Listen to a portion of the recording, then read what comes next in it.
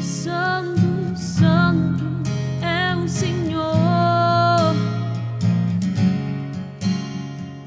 digno de honra, glória e louvor.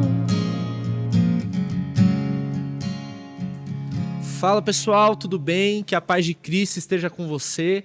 Esse é o nosso segundo programa, Mais Que Som, e eu quero convidar você agora a compartilhar o link desse programa para que mais pessoas sejam alcançadas com esse conteúdo. E o tema de hoje tem a ver com o reino de Deus e a missão. Então vamos lá?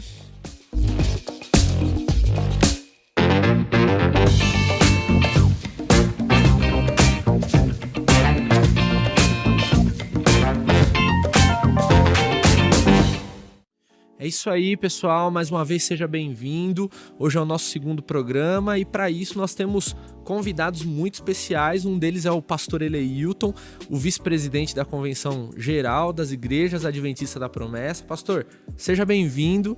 A gente está recebendo também hoje a Sabrina, que vai trazer uma novidade para a gente hoje, né, Sabrina? Daqui a pouco a gente conta para vocês. Pastor Eleilton, satisfação te receber aqui. Amém. Alegria nossa, Fábio, de poder participar desse programa com você, o programa Mais Que Som, né, que o Senhor possa falar ao nosso coração nessa oportunidade, né, por meio do tema que nós vamos conversar, por meio dos louvores que serão entoados, né, uma bênção participar com vocês. E recebendo também a Sabrina. A Sabrina, ela é novinha, mas ela tem bastante conteúdo, né, Sabrina?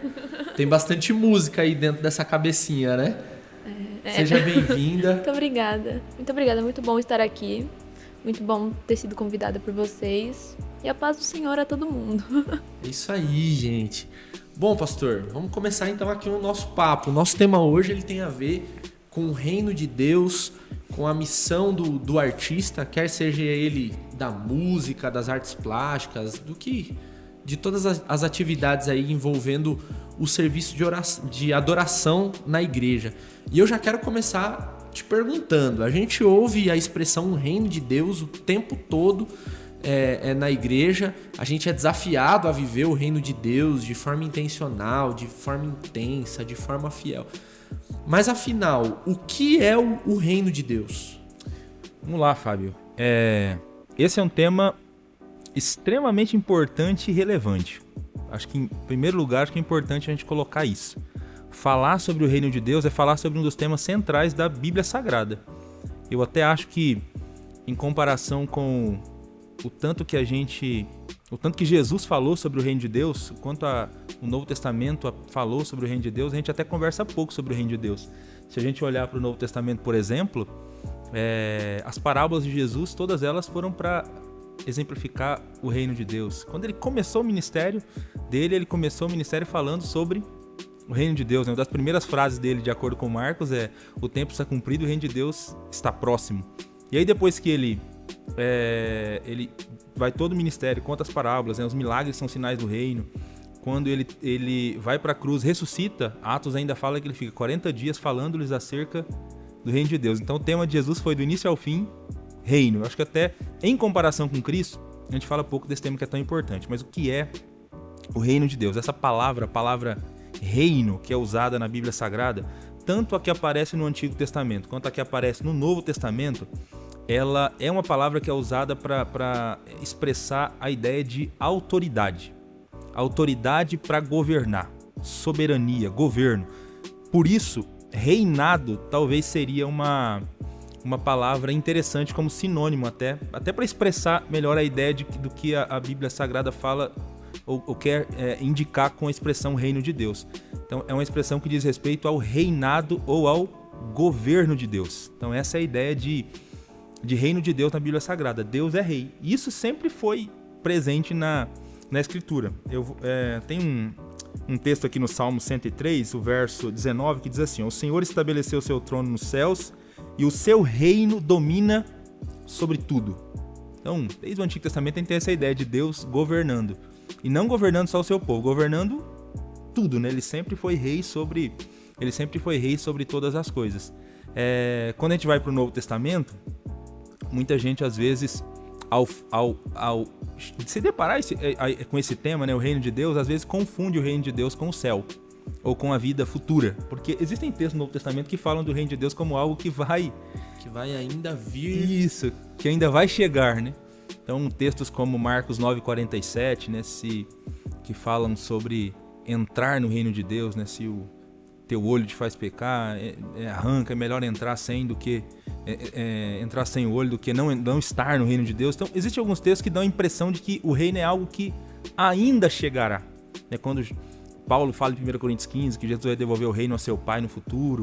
Só que, ao mesmo tempo, o Novo Testamento fala de o reino de Deus como algo que já chegou. Por exemplo, o Senhor Jesus, em Mateus capítulo 12, no versículo 28, Jesus diz assim: se pelo Espírito de Deus eu expulso demônios, então o reino de Deus chegou até vocês. Então, existem textos que falam do reino de Deus como uma realidade já presente, exatamente porque nós temos mesmo essa dinâmica na Bíblia Sagrada. E por que isso? É importante entender isso, porque se a ideia de reino é como sendo do domínio de Deus, governo de Deus, por que ora ele aparece como uma realidade a ser esperada para o futuro e ora uma realidade já presente? A grande questão é que, assim, Deus sempre foi rei, ele sempre governou tudo. Isso é o que a Bíblia Sagrada diz pra gente. Só que houveram tentativas de rebelião contra o governo de Deus. Então, apesar de hoje Deus ser dono por direito, senhor por direito de tudo, ele não é de fato, porque existem pessoas que vivem a revelia do governo dele. Vivem como se ele não existisse, por causa do pecado que entrou na história dos seres humanos. Primeiro o pecado angélico, depois o pecado dos seres humanos, né? Tanto existem hoje principados e potestades, né? Demônios, né? Esses anjos caídos que a gente chama de demônios, hoje que se rebelaram contra Deus, e também seres humanos. Só que Deus continuou sendo rei. E aí, ao longo da história, ele foi agindo, e a principal das ações de Deus foi o envio do Filho para restaurar as coisas como eram no princípio. Então, esse governo de Deus está sendo restaurado, e ele se aproxima como nunca antes na história, desde que o pecado entrou, por meio da chegada de Jesus. Por isso que Jesus falou: o reino de Deus está próximo, arrependei-vos porque o reino está próximo. A ideia de proximidade ali é assim, que o reino de Deus está ao alcance das mãos, né? Jesus, ele vem para restaurar essas disfuncionalidades, restaurar o mundo que é de Deus, né? De todas essas rebeldias e rebeliões, né? E isso vai se concretizar de maneira prática quando Jesus voltar segunda vez. Na segunda volta de Cristo, então, se realiza de maneira prática. Então, por isso que tem essa ideia do já e do ainda não, né? Ele já nós já somos cidadãos do reino de Deus, mas ainda nós estamos aguardando uma consumação futura. É quando Jesus vem para livrar o universo de todas as disfuncionalidades, de todo pecado, e aí sim o reino de Deus será sido instaurado de maneira plena na Bíblia Sagrada. Na Bíblia Sagrada, não. No mundo, no universo criado por Deus. E uma coisa que é interessante é que o reino de Deus, ele não é exclusivo, né, de uma pessoa, ou de uma instituição, ou de uma igreja. Existe uma distinção nisso, né? Porque a igreja, ela não é o reino de Deus, né? Sim, com certeza. Eu falei que tem gente que confunde o céu com o reino, assim como tem gente que confunde a igreja com o reino. Sim. E acha que reino de Deus é sinônimo de igreja, mas na verdade, de fato, não é. O reino, ele é muito maior do que a igreja. Aliás, é o reino quem cria a igreja. A igreja existe por causa do reino de Deus. Ela é uma comunidade que existe para servir o reino, para ser testemunha do reino, né? Mas ela não é o próprio reino. Mas desde Santo Agostinho existem pessoas que fazem essa confusão e ligam, né, o reino como se fosse um sinônimo de igreja, e não é sinônimo de igreja, assim como não é sinônimo de céu, e assim como não é sinônimo também, Fábio, de uma sociedade humana perfeita. Tem gente que, quando vai falar sobre o reino de Deus, muitos teólogos, que dão a impressão de que o reino de Deus ele tem apenas um caráter social. Sempre que falam do reino de Deus, ligam com a eliminação da pobreza e da injustiça. É lógico que quando o reino de Deus for instaurado de maneira plena, se acabará toda a injustiça, toda a pobreza, porque de fato o universo será livre de todas as maldades e mazelas. Mas o reino não é simplesmente um sinônimo, né, de melhoria social ou de uma sociedade humana ideal, né? É muito mais que isso. E ele também não é de uma liderança, né? Porque Jesus, quando ele anuncia o reino, ele faz isso de uma forma que o povo entende, né? As pessoas entendem. Então ele tinha assim uma proximidade ali com os discípulos, mas no tete a tete com as pessoas, ele falava sobre coisas comuns, né? Ele mostrava o reino de uma forma acessível a todos, né? Exatamente. Acho que em todas as parábolas que ele contou, em tudo que Jesus fez durante o seu ministério, né, ficou claro que todas as pessoas poderiam fazer parte do reino de Deus, ser cidadãs do reino de Deus, que o reino de Deus não é algo inacessível às pessoas e aos seres humanos, né? Aliás, essa foi a grande missão de Jesus, né? Ao vir aqui, ele vem para, de fato, estabelecer o reino de Deus, né? Ele vem em missão para acabar com todos esses focos de rebelião. Eu gosto de uma frase do C.S. Lewis, vamos ver se eu conseguir lembrar ela aqui agora. Mas naquele livro Cristianismo Puro e Simples, né, que ele escreveu, que ele fala que ele, em uma das suas releituras da Bíblia Sagrada, ele tenta dar uma definição de cristianismo. Ele entende assim, que a Bíblia Sagrada, o Novo Testamento, conta a história de um rei, né, o Senhor Jesus, o rei, que por direito desembarca em uma terra que é sua, né, e nos convoca a uma grande campanha de sabotagem. Então, ele desembarca disfarçado numa terra que é dele, esse universo é dele, o mundo pertence ao Senhor, né? Então ele vem aqui, só que esse mundo é um mundo que está em rebelião, né? E está cheio de rebelde aqui nesse mundo, e ele nos conclama uma grande campanha de sabotagem, a gente conclamar os rebeldes a se arrependerem e a dizer para eles, olha, tem alguém que manda, tem alguém que é dono disso aqui tudo, né? Esses que estão arrogando para si o título, né, de serem donos, né, legítimos do universo, do mundo, não são os donos legítimos, né? Na verdade, Satanás é um usurpador, né? Ele não é dono legítimo de absolutamente nada. Quem é dono de todas as coisas é Deus, é o Senhor Jesus, e a gente é convocado para fazer parte dessa grande campanha de sabotagem, porque nós sabemos quem é o rei Sim. legítimo e verdadeiro de todas as coisas. E para fazer parte desse reino, a gente não precisa ser do grupo de louvor, né? Ou ser pastor, ou ter um cargo na igreja. O reino, ele é comum a todos, né? Com toda certeza. Então, todo mundo que aceita Jesus, que recebe a graça de Jesus, já é cidadão do reino. É isso aí. Quando Jesus inicia a sua pregação pública e diz, o tempo está cumprido, o reino de Deus está próximo. O tempo está cumprido porque isso que a gente está falando sobre o reino de Deus foi algo que os profetas falaram muito no Antigo Testamento. Eles anunciaram a chegada do rei. E esperado. Isso. Tanto que aparecia, de volta e meia aparecia alguém dizendo, né, que era o arauto desse reino, né, que era o Messias ou coisa do tipo, né? É isso aí. Então, eles falaram muito sobre a chegada do rei. Especialmente depois dos cativeiros, que sumiu a figura do rei mesmo em Israel. Então acendeu ainda mais a esperança messiânica desse rei que surgiria. Então eles vêm falando. No Antigo Testamento nós temos vários profetas falando a respeito da vinda do Messias. Quem é o Messias? O Messias nada mais é do que o rei. Messias é uma palavra hebraica que significa ungido. Assim como a palavra Cristo, né? Jesus Cristo. Cristo é uma palavra grega que significa ungido. Tem gente até que acha que Cristo é sobrenome de Jesus, né? Assim como eu chamei Leilton William, o pessoal acha que o sobrenome de Jesus é Cristo. Na verdade, Cristo é um título. É um título messiânico. É Jesus ou Cristo. Jesus ou ungido, o rei. Da onde vem essa ideia de Jesus como ungido? Das profecias do Antigo Testamento, né? O rei está vindo. Então, quando Jesus fala o tempo está cumprido, ele está fazendo uma referência a todas essas profecias que falavam a respeito da chegada do reino de Deus. Então o reino está próximo. Aí ele apresenta as condições para fazer parte do reino. Arrependei-vos e crede no evangelho. Então, quem faz parte do reino de Deus? Primeiro, quem se arrependeu da rebelião. Quem se arrependeu. Quem reconheceu o governo de Jesus reconheceu como o governo de Jesus, exatamente.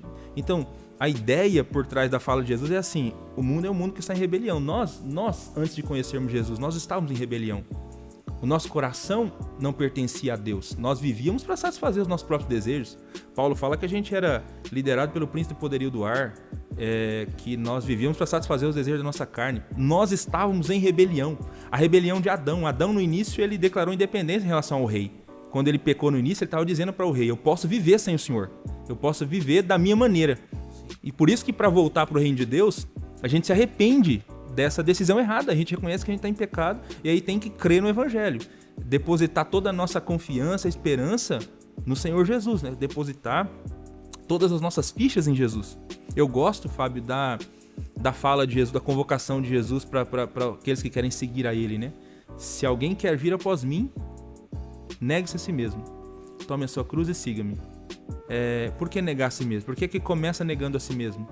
Porque exatamente essa é a declaração inversa do que Adão fez.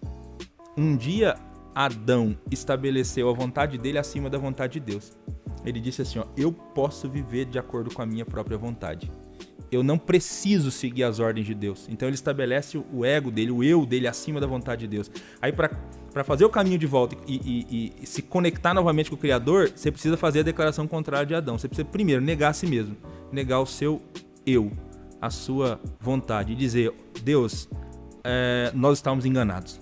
A humanidade estava enganada. Nós não podemos viver sem o Senhor. Nós precisamos do Senhor.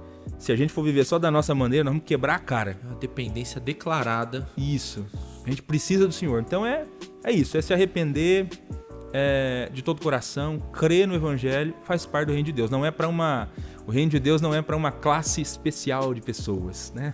Para pastores, para músicos. O reino de Deus é para todos aqueles que se arrependem e creem no Senhor Jesus Cristo. E a Sabrina tem uma música que chama Santo é o Senhor, que tem um pouco disso, né, Sabrina? Dessa ideia de dependência e de reconhecimento Sim. do governo de Deus. Você pode falar um pouquinho dessa música pra gente, antes da gente ouvir? Então, essa música, ela foi baseada num momento que a gente passou na igreja com uma irmã nossa que foi entubada com a Covid-19. E aí, assim que ela voltou, eu pensei, cara, Deus sustenta a gente. Deus está a todo momento nos sustentando, nos protegendo. E se não fosse Ele, nós estaríamos perdidos, o mundo estaria perdido. E eu sou realmente muito grata por Deus cuidar da minha família. Nossa, muito obrigada, Deus. Porque é realmente... Assim, eu penso nos nossos irmãos ao redor do mundo que perderam seus familiares, que perderam seus irmãos. Aí eu penso, Deus nos sustenta. Apesar disso, Deus continua sendo Deus, Deus fecha as portas e Ele é Deus. Então nós só temos que agradecer e declarar que Deus é santo. Que apesar das guerras, apesar das lutas e das derrotas, o amor de Deus, Ele sempre nos encontra em qualquer situação. Então é uma mensagem também de esperança, né? Então vamos ouvir? Vamos lá?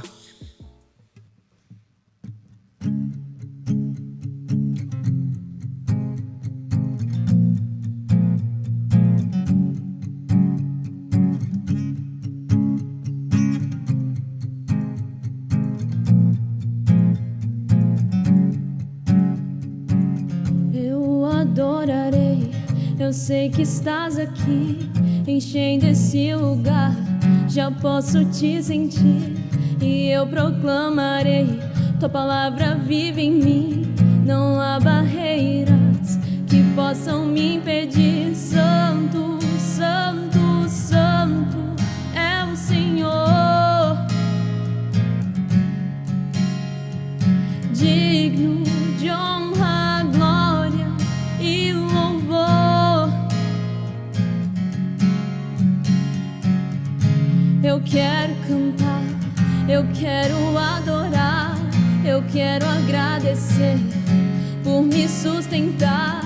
E se no vale eu vier a passar, comigo estás, não me abandonarás. Santo, santo, santo é o Senhor, digno de honra, glória e louvor.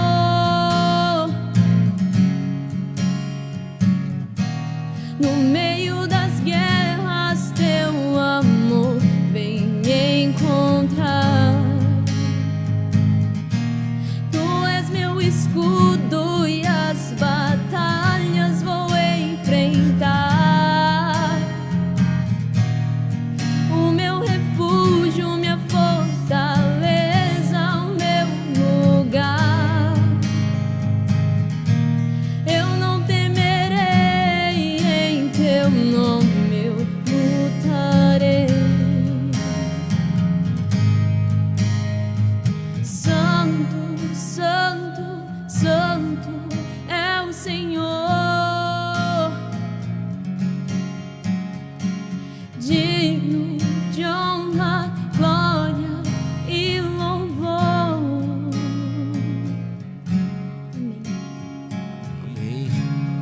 legal, Deus, né, né? pastor? Hoje é o segundo Muito programa legal. que a gente recebe gente nossa aqui cantando. Semana passada foi o Vinícius também, com músicas muito bacanas.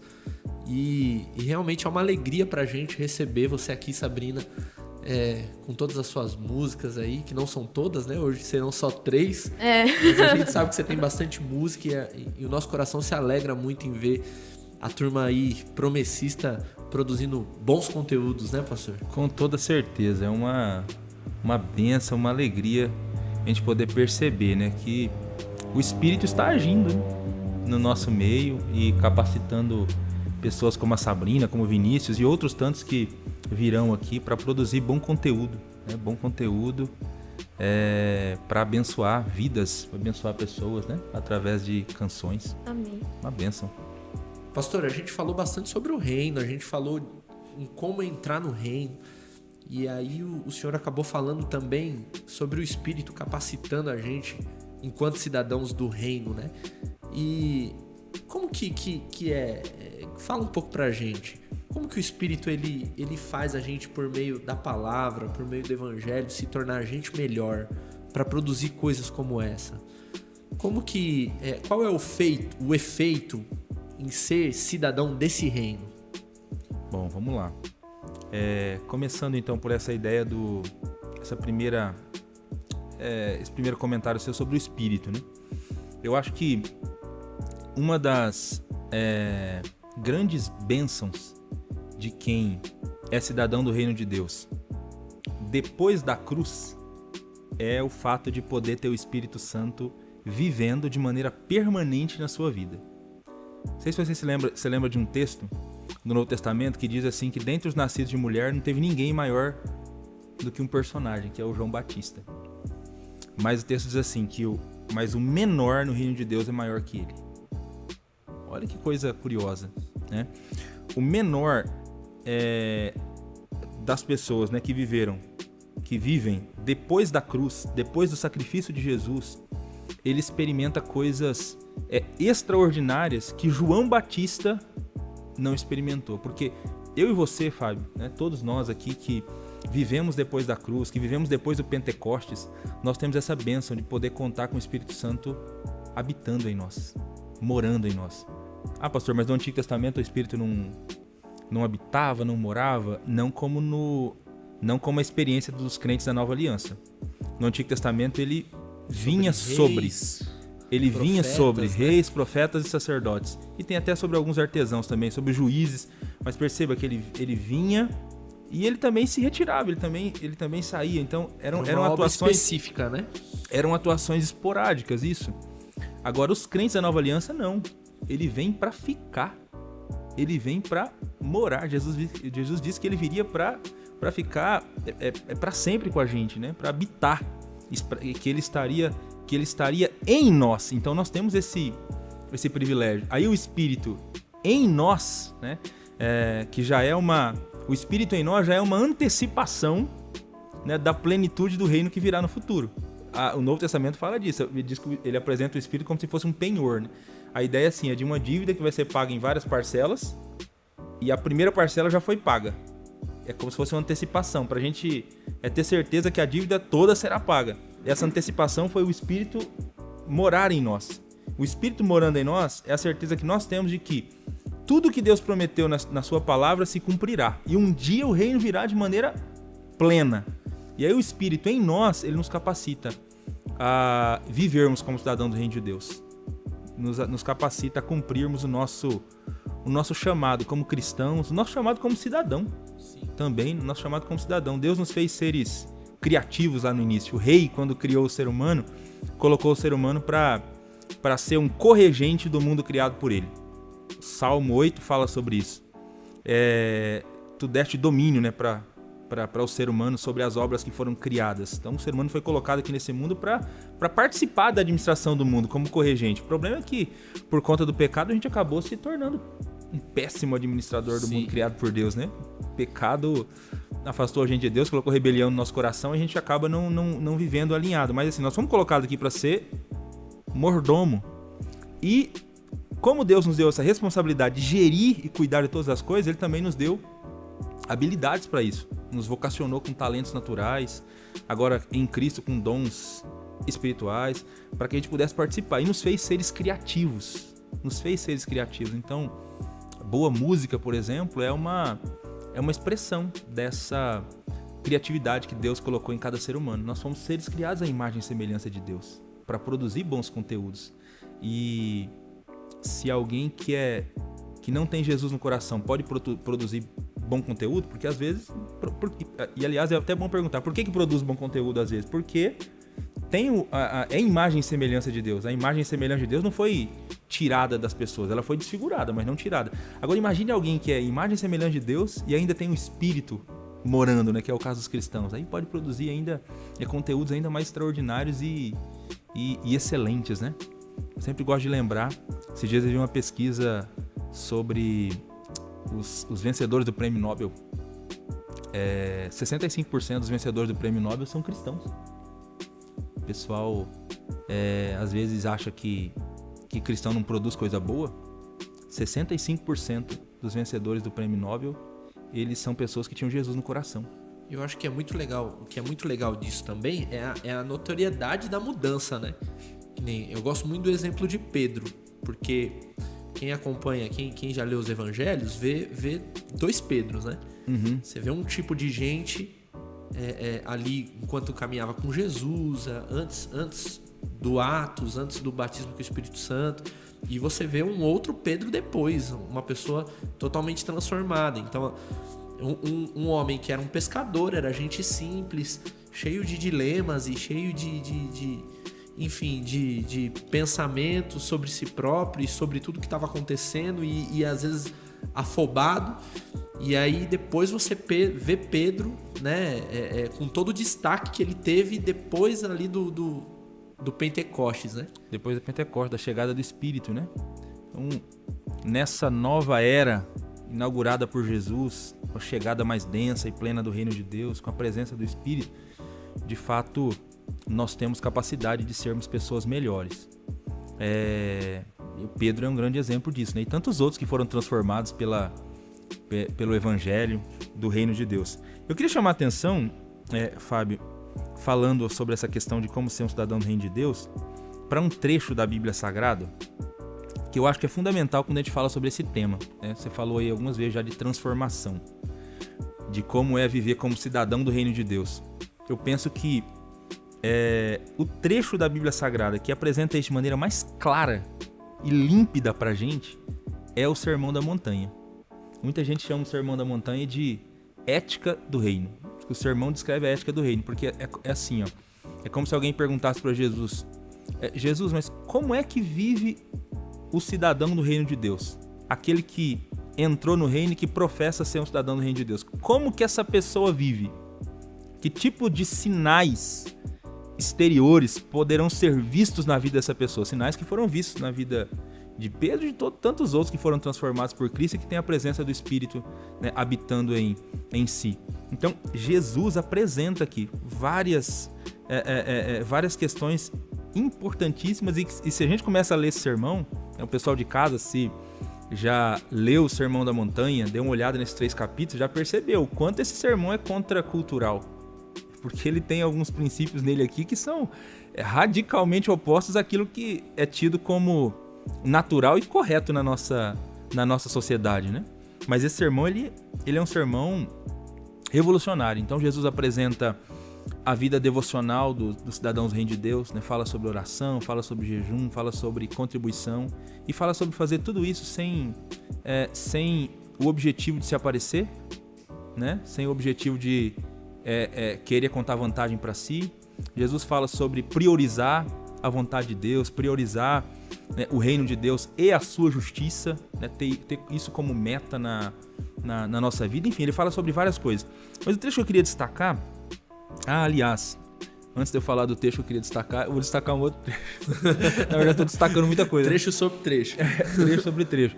Eu acho que um trecho importante do Sermão da Montanha é que Jesus nos ensina a nos relacionarmos de maneira diferente com as pessoas. Talvez isso é algo extremamente importante no Sermão da Montanha. É porque, por exemplo, Jesus ele reinterpreta o 6º mandamento da lei de Deus. O 6º mandamento é não matarás. E aí muita gente pensa assim, se eu nunca tirei a vida de alguém, então eu nunca matei ninguém, eu tô livre desse pecado. Jesus fala assim, que quando você insulta a inteligência de alguém, você já está descumprindo esse mandamento. Se você chama alguém de idiota, você já está descumprindo esse mandamento. Jesus fala, se você nutre sentimentos de ódio, de raiva ou de ira contra alguém, você já está descumprindo o 6º mandamento. Diz, inclusive, se você estiver indo oferecer uma oferta para o Senhor, se você está indo para o culto, e aí você vasculhando o seu coração, entende que há mágoas ali contra alguém, tem alguma pendência entre você e seu irmão, resolve a pendência primeiro, antes de vir para o altar oferecer a sua oferta. Tudo isso reinterpretando o 6º mandamento. Porque, na verdade, o 6º mandamento da lei de Deus ensina que a vida humana precisa ser valorizada. Porque o outro, o ser humano, é criado à imagem e semelhança de Deus e precisa ser valorizado por isso.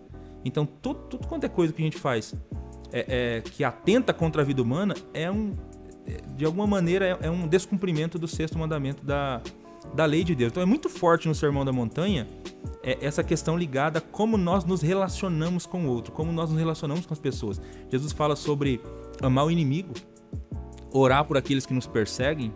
Ele fala se alguém bate na face direita para oferecer a esquerda. Né? Eu tinha um amigo que dizia assim, se alguém...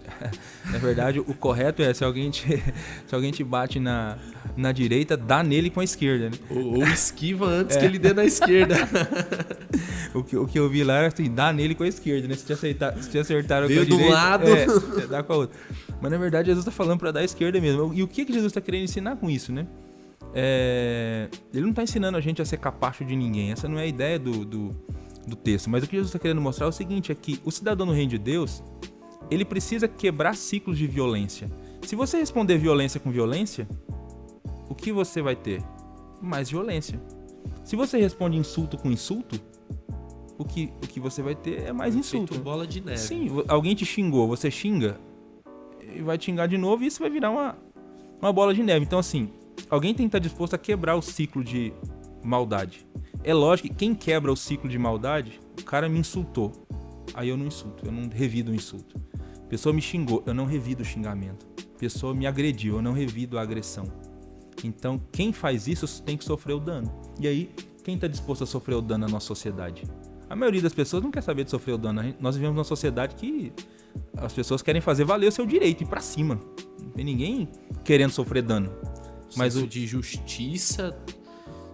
É muito comum você ouvir aquilo, né? Ah, mas comigo não. Ah, porque comigo é diferente. Se falar comigo é diferente. É isso aí, se pisar no meu calo... se pisar no meu calo, me aguente depois, né? Então, assim, mas com o cidadão do reino de Deus não pode ser assim, né? Então, por isso que eu digo, os princípios desse sermão são revolucionários. São revolucionários, né? Eu falei sobre essa questão com uma pessoa uma vez, sobre essa...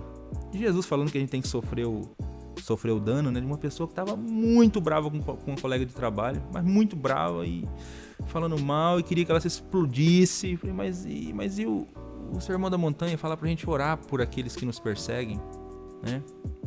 Ah, mas Jesus falou isso mesmo, mas é difícil demais. É difícil, com certeza é difícil, porque não é o natural pra gente. Não aliás, assim, deveria ser o natural. Se a gente pensar no ser humano a partir da criação, seria o natural, porque nós fomos criados para viver para a glória de Deus, né? Mas por causa do pecado não é natural, porque nós temos uma natureza pecaminosa dentro de nós que nos empurra para fazer o que é errado. Então, por causa da nossa tendência para o erro, aí acaba não sendo natural para a gente isso. Então é desafiador os princípios apresentados aqui. E até agora eu não destaquei o que eu falei que eu queria destacar. Do Sermão do Monte. Do Sermão do Monte. Eu tô falando aqui aleatoriamente, mas vamos lá. O que eu queria destacar é o seguinte, só chamar a atenção para os 12 primeiros versículos do Sermão da Montanha, porque, para mim, esses 12 primeiros versículos, que é onde estão as bem-aventuranças, nesses versículos aqui, Jesus tira uma fotografia do cidadão do reino de Deus. É como se ele dissesse assim, ó, o cidadão do reino de Deus é essa pessoa aqui, ó. É isso que ele quer mostrar com as bem-aventuranças. E ele é feliz por isso, ele é feliz por ser assim, por ser essa pessoa. Então, todos nós que dizemos ser cidadãos do reino de Deus, nós deveríamos ser capazes de olhar para as bem-aventuranças e ver se nós conseguimos nos enxergar nessa fotografia tirada por Jesus. Então Jesus tirou uma foto do cidadão do reino de Deus. Eu estou nessa fotografia? Jesus estava falando de mim? Ou tudo que ele falou, nada disso tem a ver comigo? Eu não sou essa pessoa aí em nenhum desses sentidos. Aí se não for, a gente precisa se preocupar, né? Então, por exemplo, Jesus disse nesse sermão que os cidadãos do reino de Deus são pobres de espírito. Isto é, eles são pessoas totalmente dependentes de Deus. Essa é a ideia do pobre de espírito. É a pessoa que não fica, é uma pessoa que não é orgulhosa espiritualmente, não fica se arrogando, se achando. O bom exemplo do pobre de espírito é o fariseu, aquela história do fariseu e do publicano. Quer dizer, o fariseu não é o exemplo do pobre de espírito, é o exemplo do orgulhoso de espírito, né? O publicano é o exemplo do pobre de espírito. O fariseu batia no peito e dizia: Senhor, eu te glorifico porque eu dou o dízimo, jejum 2 vezes na semana. Esquinas. Isso, orava para ser aplaudido. Publicano, Senhor, tem misericórdia de mim porque eu sou pecador. É o que ele sabia orar. Então, o pobre de espírito é essa pessoa que é totalmente dependente de Deus. É alguém que não fica se... É alguém que não sofre de santinite. Tem uma doença no meio dos cristãos chamada santinite, né? Que é a santidade inflamada. Tem gente que se acha extremamente santo, né? Se acha extremamente santo, enfim, sofre desse mal chamado santinite, né? Tem santidade inflamada. É uma santidade doente, né? Mas enfim, o cidadão do reino de Deus não é assim, ele é dependente de Deus. Além disso, ele chora pelos seus pecados. Bem-aventurados que choram. Aqui a ideia desse choro é o choro pelo pecado. O choro que Jesus fala aqui. Então, o cidadão do reino de Deus é alguém que leva muito a sério o pecado. Não é alguém que está disposto a ficar brincando de pecar, não. É alguém que leva a sério o pecado. E, aliás, por ter o Espírito dentro de nós, isso se torna uma realidade. Porque nenhum cidadão do reino de Deus consegue pecar com sucesso. Porque quando a gente peca, o Espírito está ali para falar à nossa consciência que a gente acabou cometendo algum erro, né? Então, o cidadão do reino de Deus é essa pessoa que leva o pecado a sério. Bem-aventurados os humildes, pois herdarão a terra. Ou algumas versões diz os mansos, né? Aqui a ideia dessa fala de Jesus é que o cidadão do reino de Deus é alguém que consegue se controlar. A ideia do manso aqui é essa. É alguém que tem autocontrole. É alguém que não explode assim tão facilmente. Que consegue manter a cabeça no lugar em todas as situações. Essa é a ideia do manso que aparece aqui nesse texto aqui. Então, assim é o cidadão do reino de Deus. Além disso, ele é alguém que tem fome e sede de justiça. Ele foi justificado por Deus e ele quer que a justiça do reino de Deus, os princípios do reino de Deus, sejam vividos e estabelecidos em todas as esferas da sociedade. Então ele tem fome e sede, ele deseja que a justiça seja feita em todos os lugares. Esse é o cidadão do reino de Deus. Ele é alguém que é misericordioso, ele experimentou misericórdia de Deus na sua vida e ele também é alguém que é misericordioso. O que é misericórdia? Misericórdia é Deus não dar pra gente aquilo que a gente merece. O que a gente merece? Morte, condenação. Mas Deus não deu isso pra gente. Ele decidiu nos salvar, ele é misericordioso. A gente precisa ser um pouquinho mais misericordioso com os outros, né? Com as falhas dos outros, com os erros dos outros. Às vezes a gente é tão insensível, né? Impiedoso. Tem gente que vive com o dedo em riste, né? O tempo inteiro só apontando defeitos, falhas, nada tá bom, tudo tá errado. Então a gente precisa ser um pouquinho mais misericordioso. Eu acho que o grande lance de tudo isso tem a ver com o esforço que cada um faz para saber o que sabe. Então é uma falsa ideia de tô arrasando, né? Uhum. Na arte, na música, a gente vê assim um comportamento, né? Na música, quando a gente... Enfim, eu tocava num grupo de jazz e aí o apelido pra gente desse jeito era diva, né? Porque era uma ideia de diva antiga mesmo, que chegava e quebrava tudo e não gostava do camarim, porque ela se esforçou muito, porque ele se esforçou muito ninguém sabe as horas que eu passo tentando ou treinando.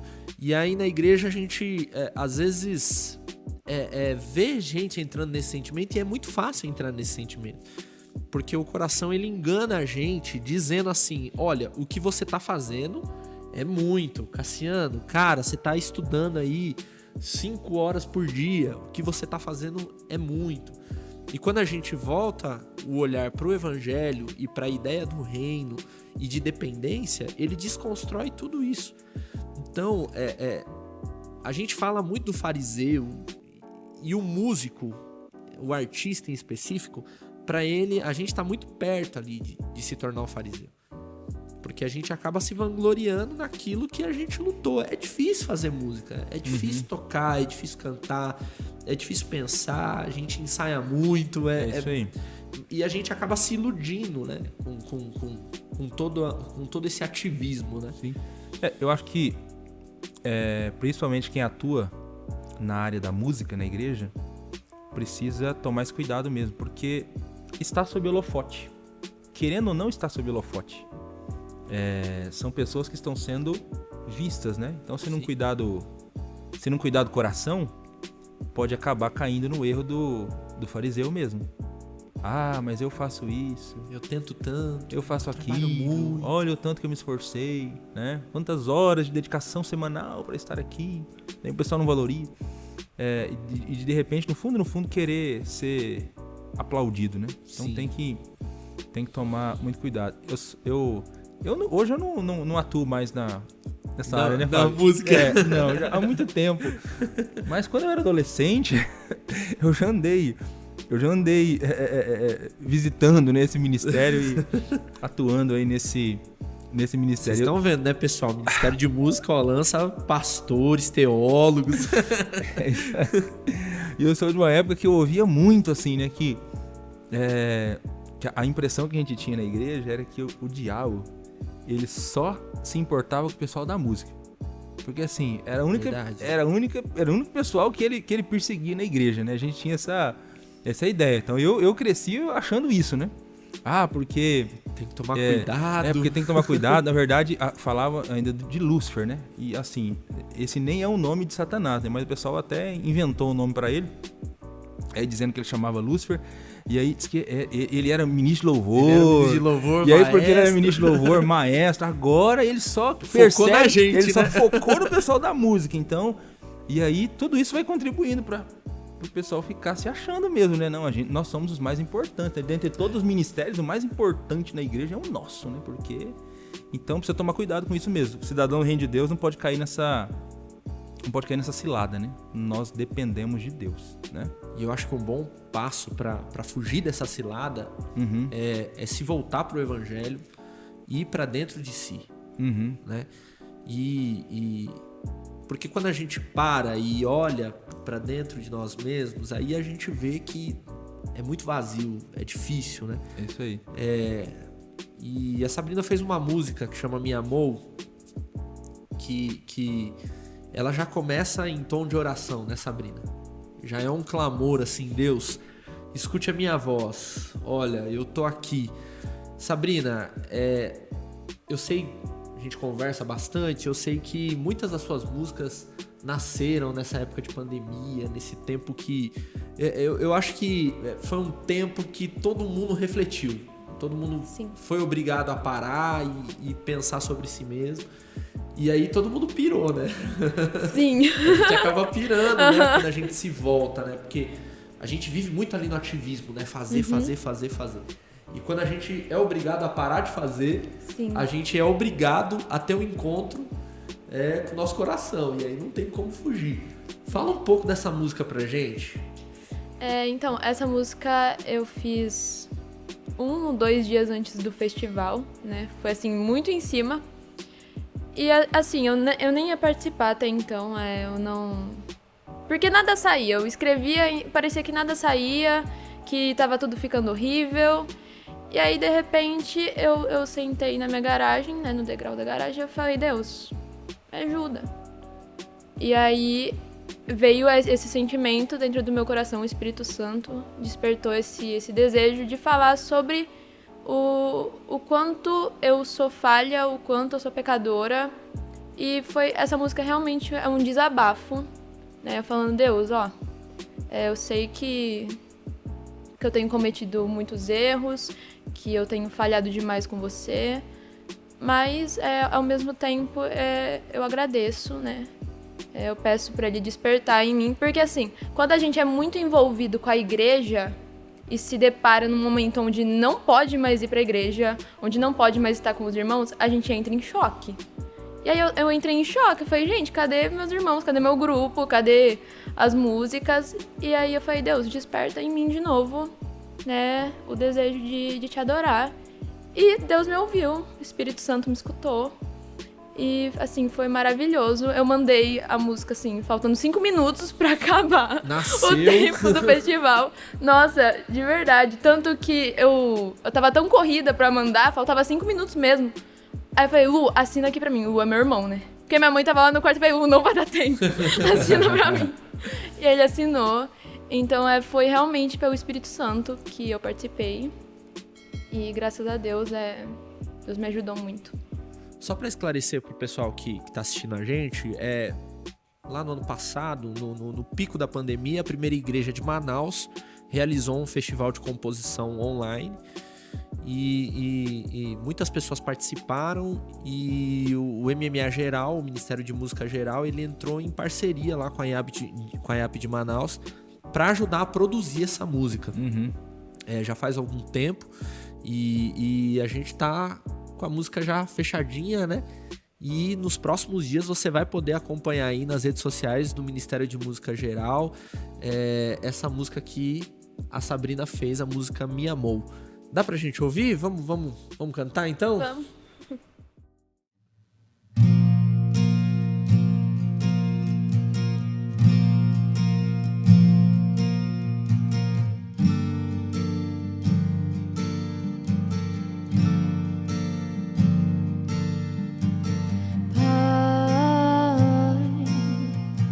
Escute a minha voz em oração.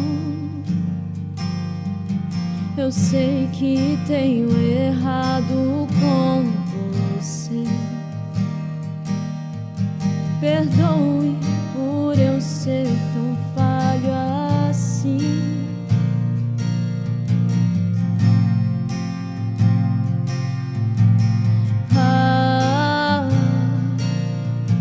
Eu tenho cometido erros demais.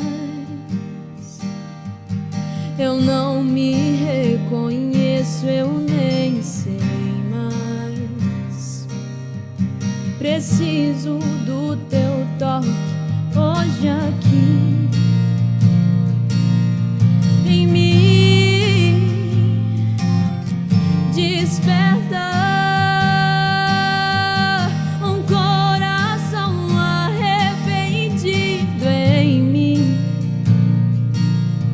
pra eu ser melhor que ontem, enche-me com tua glória e liberta-me de mim.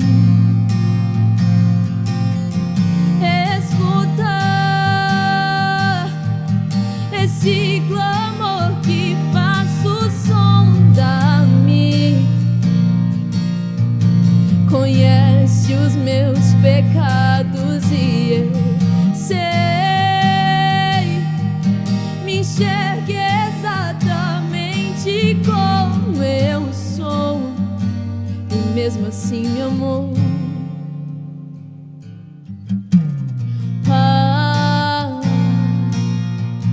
Escute a minha voz em oração. Escute enquanto canto esta canção. Venha e toque no meu coração, que anseia por tuas mãos. Ei, Pai, eu me rendo totalmente ao teu amor, que me mostra todo dia quem eu sou.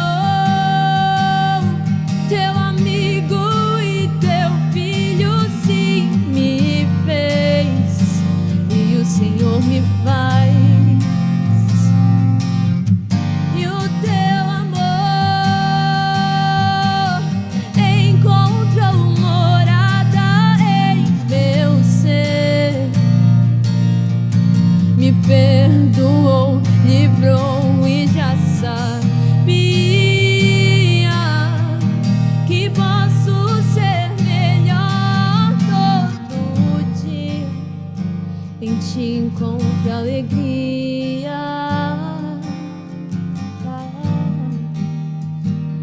Amém. Amém. É mais que som, né, pastor? Mais que som. Mais que graças som, a é Deus. coisa que sai do coração. É. É arrependimento e, ao mesmo tempo, o recebimento do perdão. Porque eu acho que essa é a melhor parte, né? Porque às vezes a gente erra com alguém, com alguma pessoa, e a gente pede perdão, a gente realmente se arrepende, e a gente fica ali, poxa, será que eu fui perdoado? Será que a pessoa aceitou? E a certeza que o Evangelho nos dá é que Deus, ele aceita o nosso perdão.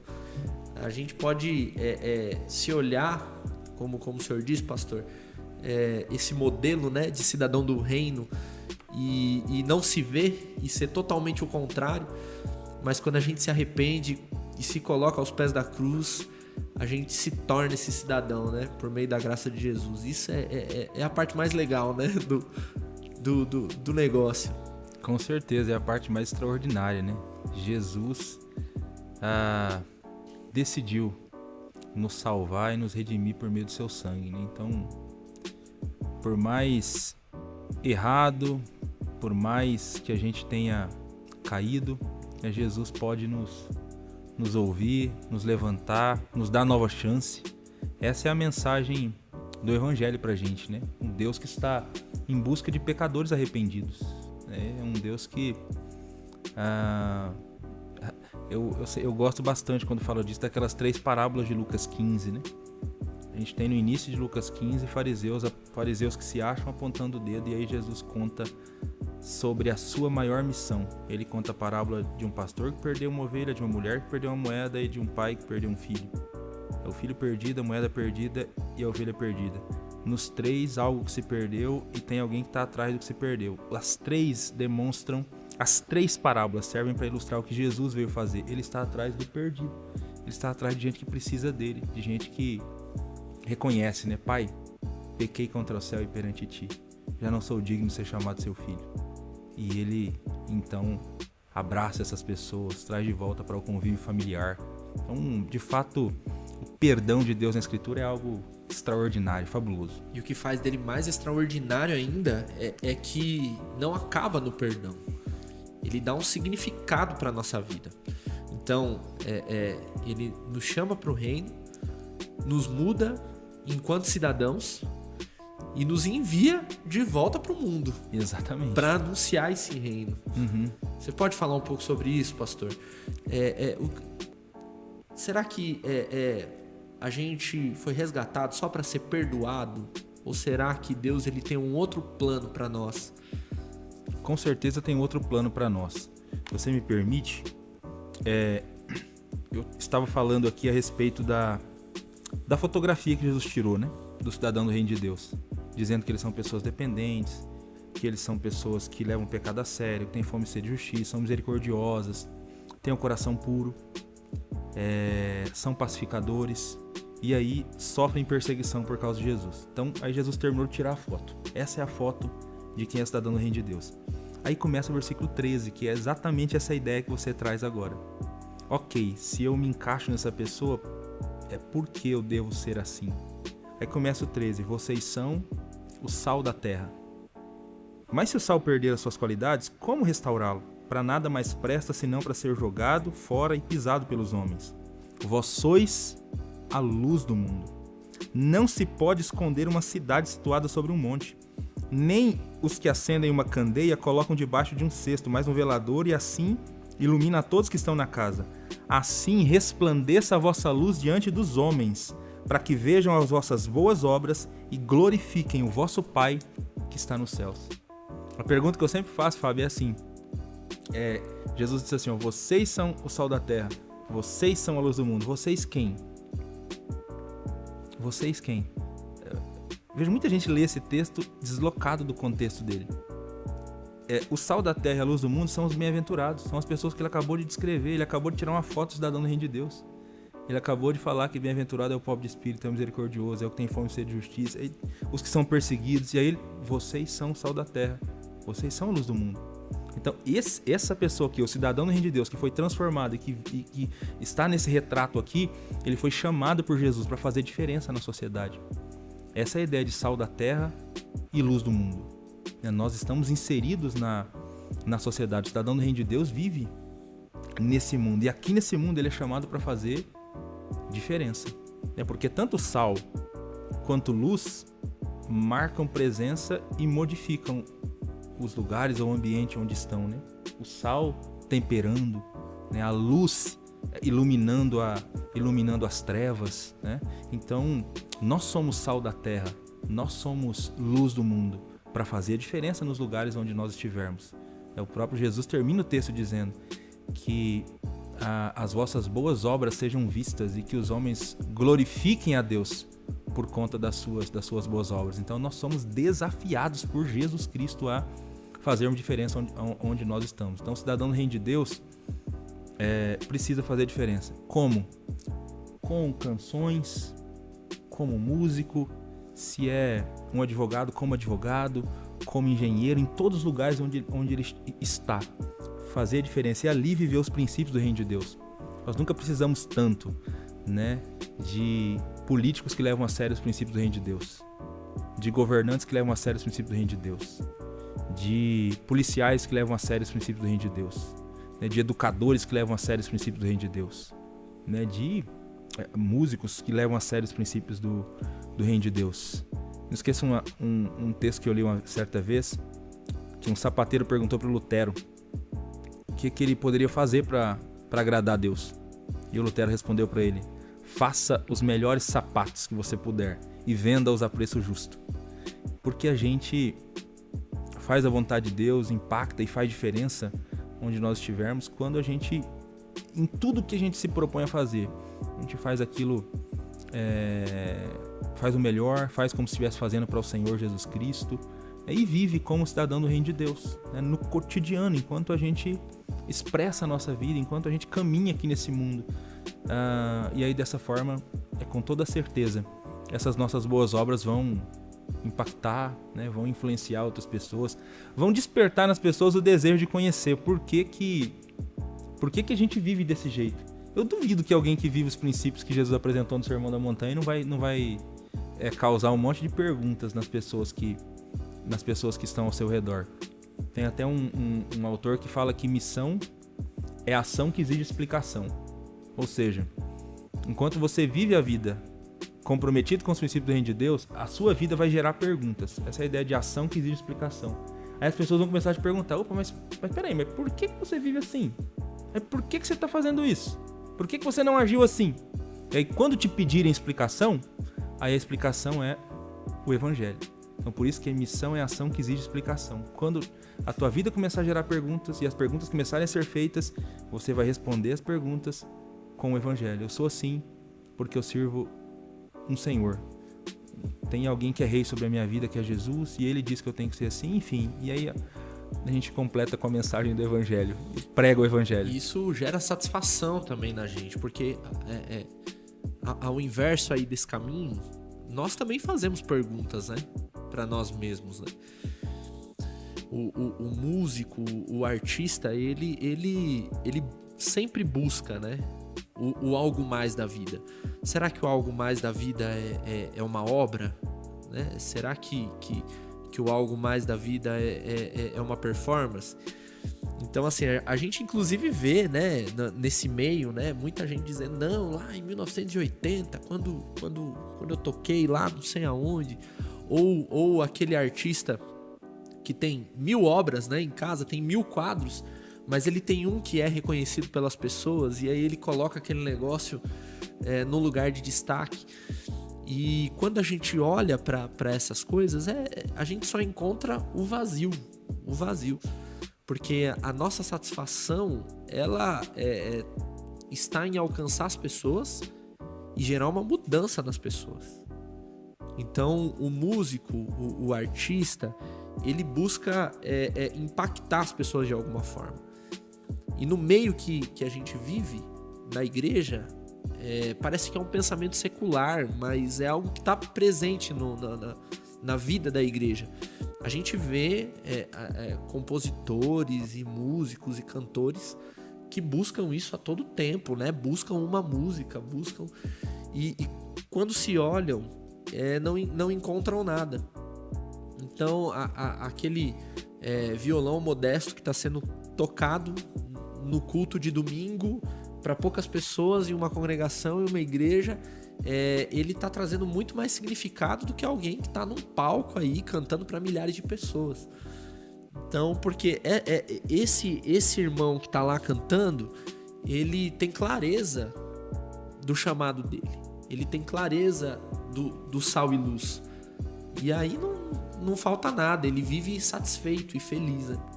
É isso aí, ele busca transformar outras pessoas porque ele foi transformado um dia. Só consegue ter essa satisfação que você comentou aquele que de fato reconheceu Jesus como rei. Então, quando a gente fez a conexão novamente, né, com Deus, o pecado nos desconectou. Quando a gente nos conectamos novamente com Deus por meio do arrependimento e da fé, nós ali encontramos significado e sentido pleno para a nossa vida. Porque significado e sentido pleno para a vida é só em Jesus Cristo. Nós fomos criados para Ele, nós existimos para Ele. A nossa vida só tem sentido, coerência, lógica, quando ela é vivida diante dEle, quando ela é vivida para Ele. Então, no dia que nós entendemos isso, a vida ganhou colorido. A vida ficou colorida, a vida ganhou sentido, significado. E aí sim, eu acho que a pessoa consegue impactar outras pessoas, né?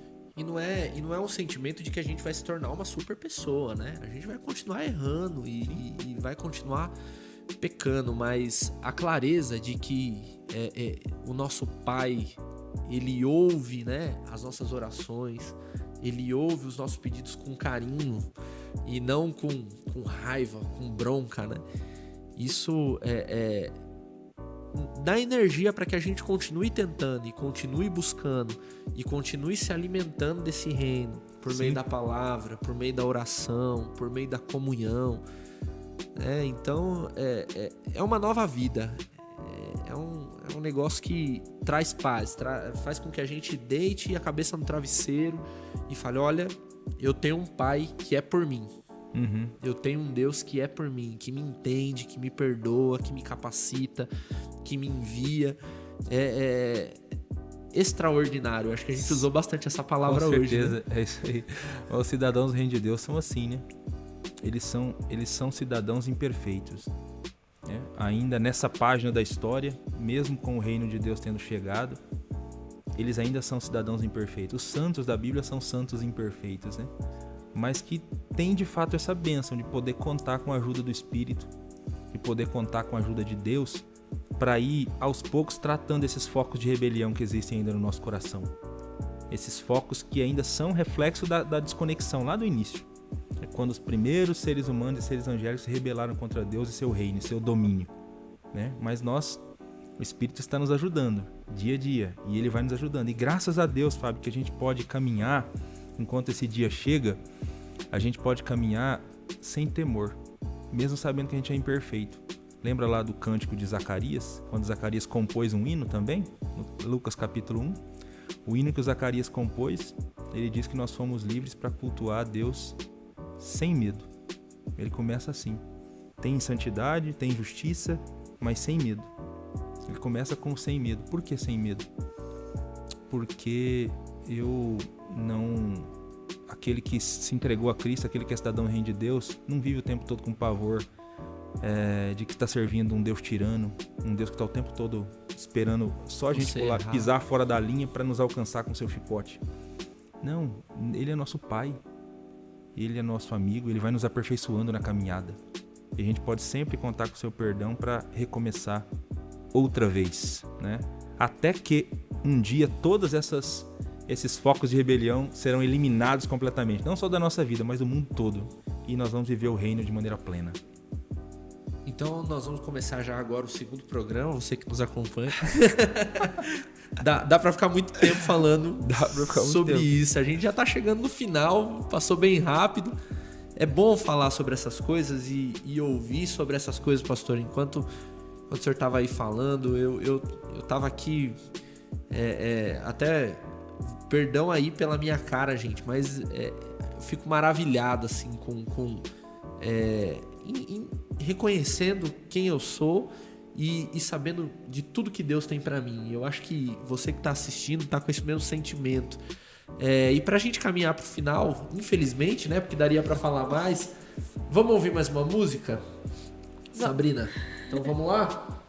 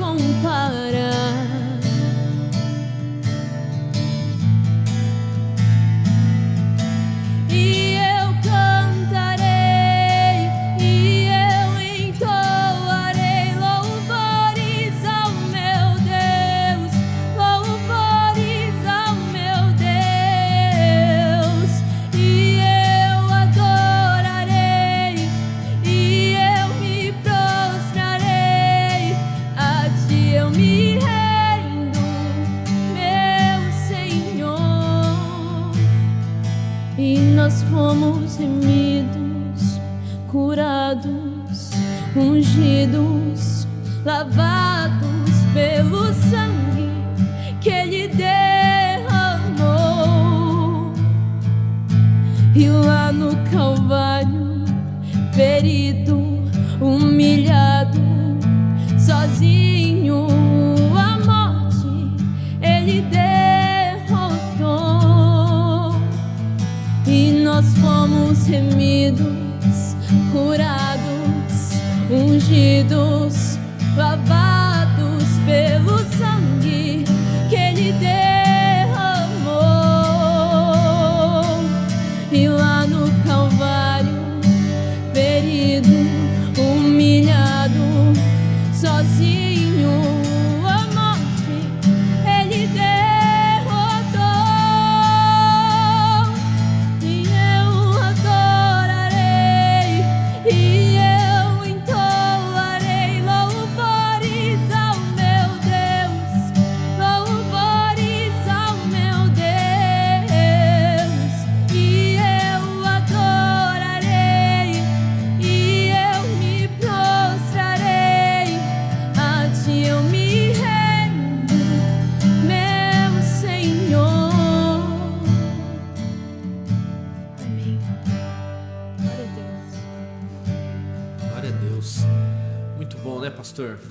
Muito bom, graças a Deus. Bom, eu quero agradecer a presença de vocês. Pastor Eleilton, muito obrigado. Com certeza virá mais muitas vezes. Amém. Sabrina também. Cassiano, que é o nosso violeiro oficial. Eu quero convidar você também que nos acompanhou a conhecer aqui os outros programas do canal Promessistas Brasil. Pastor Eleilton, que apresenta o programa Texto e Contexto, Escola Bíblica, programa Conexão Feminina. Dá uma entrada aí depois, você que está aqui pela primeira vez, conheça aí mais do nosso canal aqui do Promessistas Brasil. Nos próximos dias aí a gente vai estar disponibilizando também a música Minha Amor, a música da Sabrina, nas plataformas de música. E eu quero te convidar também para seguir as nossas redes sociais, elas vão estar aparecendo aqui no vídeo para você. E o link também vai estar aí disponível na descrição do programa de hoje. Mais uma vez, gente, muito obrigado, agradecer você que ficou aí com a gente até o final. Pastor Eleilton, muito obrigado. Amém, meu irmão, eu agradeço. Para mim foi uma alegria poder participar do programa, né, e bater esse papo com vocês, ouvir essas belas canções, né, que nos fazem pensar e refletir bastante, né, em tudo que Deus faz pela gente. O prazer foi todo nosso. Sabrina, muito obrigado, viu? Eu que agradeço. Sabrina que veio de longe, né? De Ribeirão Preto. Ribeirão Preto, gente. Olha só, viajou muito bastante. Veio, deve ter vindo cantando lá Não, vim dormindo. Veio dormindo mesmo, né? Mas é isso. Pastor Elio, você pode fazer uma oração pra gente encerrar? Opa, vamos lá. Vamos orar a Deus então. Senhor, muito obrigado por esse tempo, Deus. Eu te agradeço, Pai, pela vida da Sabrina.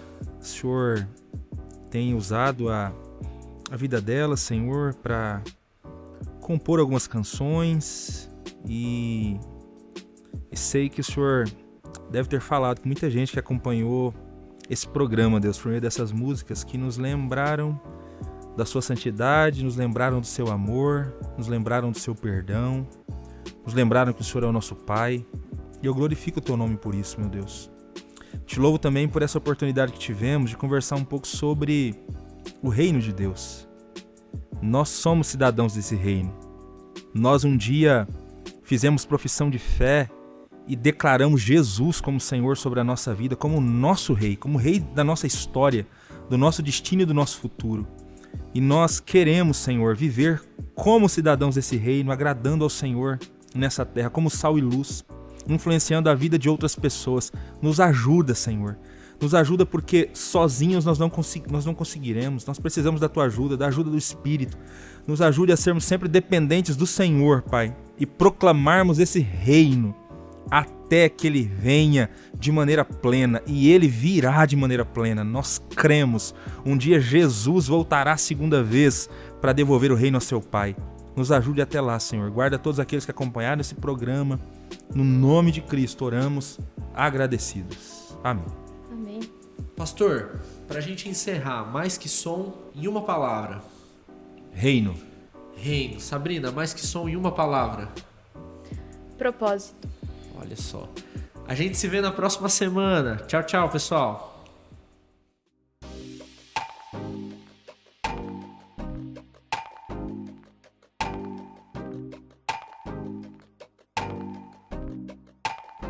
Olá, tudo bem? Graça e paz do Senhor Jesus.